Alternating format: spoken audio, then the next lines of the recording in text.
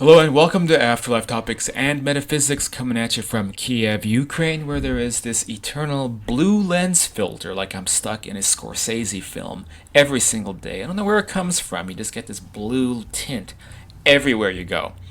I'm just kidding. It seems to mostly happen in this room. I don't know why, because the window is not actually blue tinted, so it's just a blue tinted place. What can you do about it? To continue.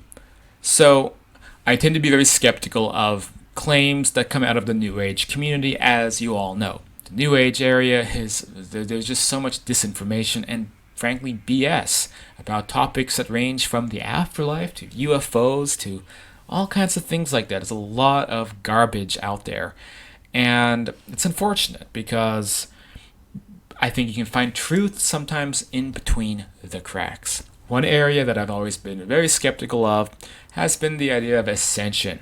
And one of the biggest proponents of this is a well-meaning guy with a big forehead and a big imagination and kind of crazy hair. His name is David Wilcock, and you might remember him from a show called Ancient Aliens.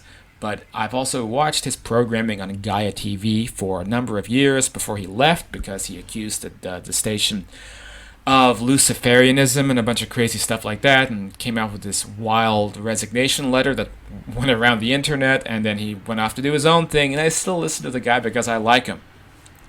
But back years ago, it was December 20th, 2012, and I was living in an apartment in Thailand with a girlfriend, recovering from an injury, and on internet forums having a laugh because everybody thought on December 21st, 2012, we were all going to be raptured. We were going to shoot through the roof and become angels and switch to our rainbow bodies and all this kind of stuff. And I was basically telling people, okay, then you don't need your money, do you? Because you're going to become an angel. You're going to get raptured into a rainbow body. So what use do you have for physical money? So let's do a wager. Let's do a bet, and let's see if this actually happens. Well, turns out that maybe people weren't quite as confident in this happening as they really believed, because nobody wanted to wager any money on ascension happening, and probably because I'm a nice guy, I would have just given their money back anyway and used it as a lesson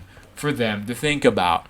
Because on December 21st, nothing happened. There was no ascension, nothing like, none of these things happened. David Wilcock was completely off base, as well as the other 650 authors who were capitalizing on 2012 hysteria. And people cling to these ideas because they want an easy pill. It's kind of like the people who say when we die, we lose all negative emotions and we become instantly angelic. And of course, those of us in this field, who study this stuff seriously, we know that all of that is projecting your ideals, because, if you have a lot of problems you have to work on, we all have problems, but if you have a lot of issues, if you have so many issues that even your issues have issues, then it's very appealing to want a magic pill to just cure all that so that we don't have to do any work and that we just immediately become the thing that we want to be. So that's always how I felt about this, but it doesn't mean that there isn't truth behind this concept. If you've been following the news at all, then you'll know that it's like as we watch, the paradigm is changing. Materialism is being threatened. And I see this in many ways. And I do consider myself a bit of an intuitive, but I can just almost like look at any news outlet on any given situation and be like, well, that's the deep state freaking out. This is the new paradigm emerging. This article really means this article means that. And, this is a slow drip disclosure of various crazy things that powers that be are introducing to humanity. If you've been watching the news at all in the last couple of years, you'll know that there has been a massive surge of UFO-related subjects, and this is not an accident. So, I don't always talk about UFOs on this channel, but it's a big part of this subject and the ending of the old paradigm. Because the change, the end of the old paradigm is happening through the subject of UFOs. And the people in charge are the ones who have to Roll the paradigm out, the powers that be. This includes, elite levels of society, elite levels of government. To summarize, the U.S. Navy about a month ago verified the existence of UFOs and that they are not explainable. This happened about 6 weeks ago. It was all over the news. About 2 years before that, of course, we had the people coming forward who announced that there was a UFO research program out of the Pentagon, and that they were studying UFOs, and then here's real footage, and then we've had the famous Nimitz footage, as well as a few other encounters, the famous Tic Tac UFO, videoed by pilots. And then we've had these guys go on shows like Joe Rogan, and describe just how crazy, just how weird the stuff is. You've had some of these same guys working in that same government program, appearing on places like Fox News and Tucker Carlson, as well as on CNN, very ideologically opposed news networks, but the same message.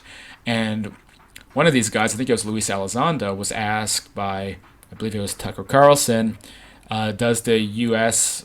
government have in its possession any ships? Any crashed ships? And Luis said yes. And this was a guy from the government who many would argue is probably still doing some kind of clandestine work with the government, and the people who analyze the situation are very astutely noting that this is all planned. So if you go deeper into the UFO field, look at, for example, definitely watch the Bob Lazar Joe Rogan interview. Then it's very apparent that we have access to basically ET technology that will do all kinds of amazing things for our society, and that many argue, and there's been many reports about this, that we already have secret space programs utilizing this tech.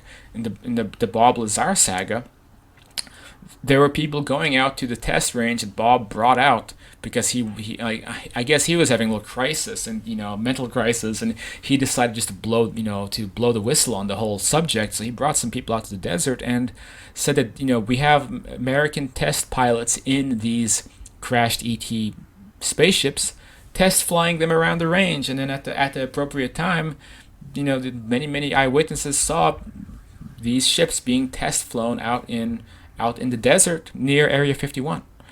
And that's just one example, but there's many whistleblowers who have also testified to these secret space programs happening that have been happening for probably 30, 40 plus years.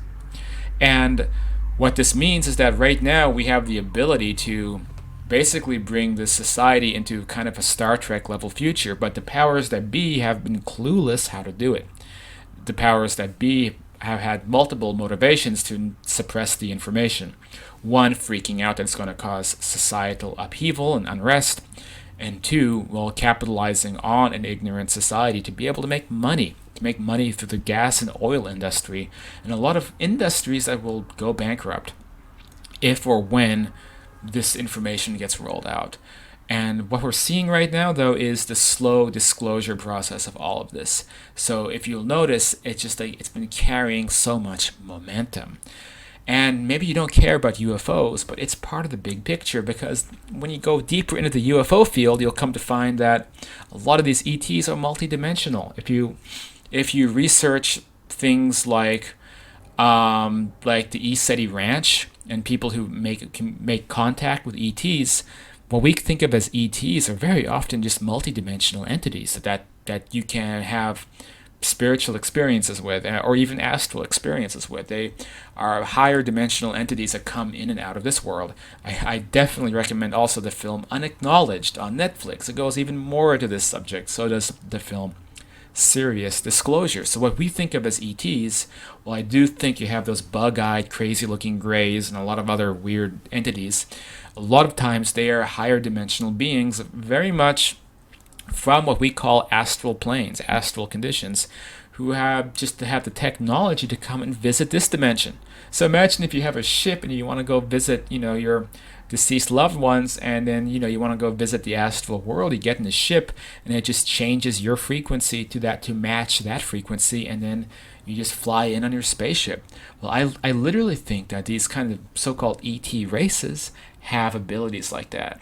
So as this disclosure process rolls out, Basically, it means the cat's going to be out of the bag about us being a multidimensional species, that reality is multidimensional. And with it, we will see the end of materialism and the beginning of an entirely new era of society. But unlike what the New Agers claim, it's not going to be an easy thing. I think it's going to cause a lot of existential crisis, or it could interrupt religious norms. It could cause a lot of problems. So it's not going to be this thing where it's all kumbaya, we're all holding hands. I think that there's also a lot of really dark stuff that's been happening in the government for a long time. Really dark stuff. And it involves the ET subject. It involves negative ETs, if you want to use that terminology. But it involves the darker spectrum of the multidimensional universe and really bad stuff that a lot of governments have been doing, which, these people will have to be held accountable. But nonetheless, we are looking at this paradigm change, and it's happening through the UFO subject. And every month, it's something crazy on the news about this, and it's unprecedented. I mean, this is right now the most important era of UFO research. I mean, this stuff that's been happening the last couple of years is bigger than Roswell.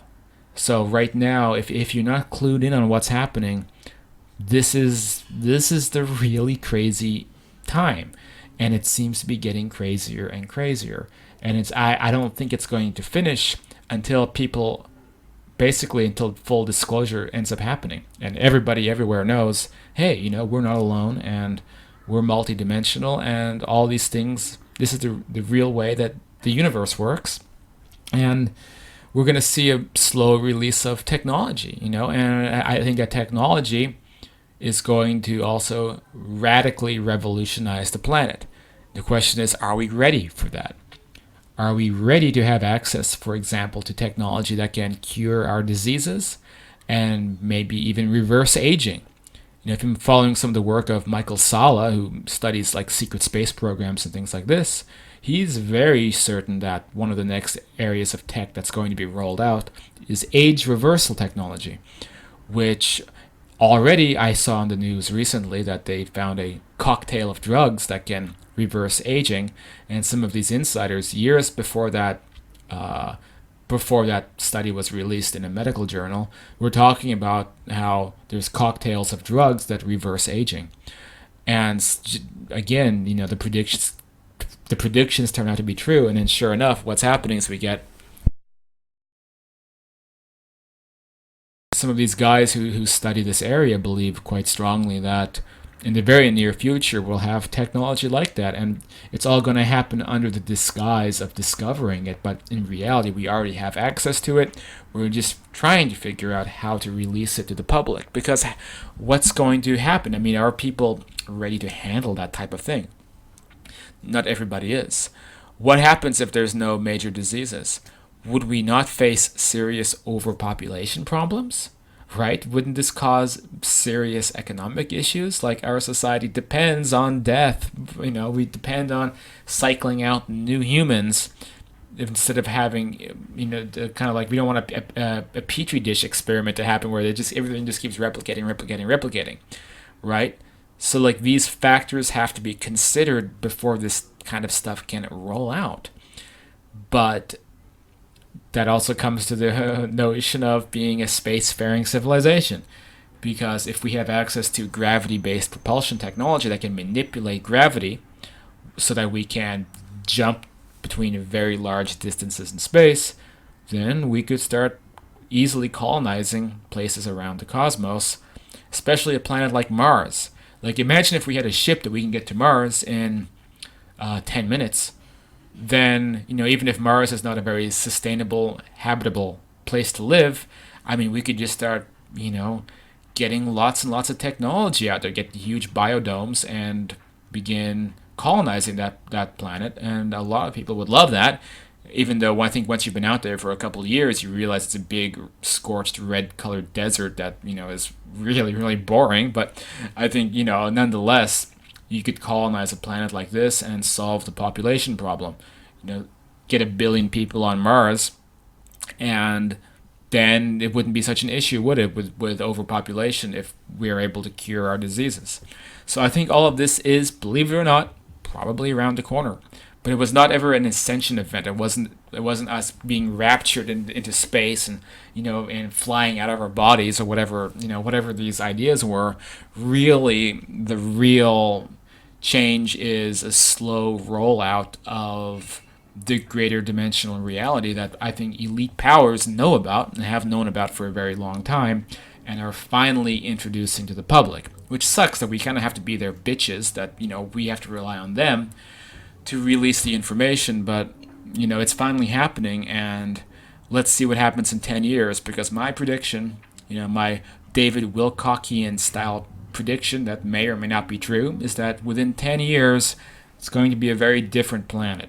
So let's look at this video again in 10 years, and I'll be in my glorious 40s by then, and it'll be 2029, and then let's see what it's like, because my prediction is things are going to be a lot different. Thanks for watching. If you like this stuff, consider going to afterlifetopics.com, checking out books like Understanding Life After Death, or getting involved in the classes by signing up as a patron. I rely on viewers like you to keep this whole thing going, so I can juggle all my responsibilities and keep the Afterlife communities I have up going smoothly, and the videos and new books, all this stuff. It takes a lot of time, so any help is always appreciated if you want to become a patron. And then it also is a chance to join classes and work with me one-on-one if you want to get involved and chat on Zoom or chat on Skype. I'm always available. Anybody who wants to help out and join the community and become a team member in this whole endeavor as we try to help wake people up to these higher dimensional concepts. Anyway, enough out of me, enough rambling out of me. I don't even know if this video makes any sense. I have to watch this again and be like, what was I thinking? Or I'm just going to stick it on YouTube and hope for the best. Probably that one. Anyway, I'll talk to you guys next time.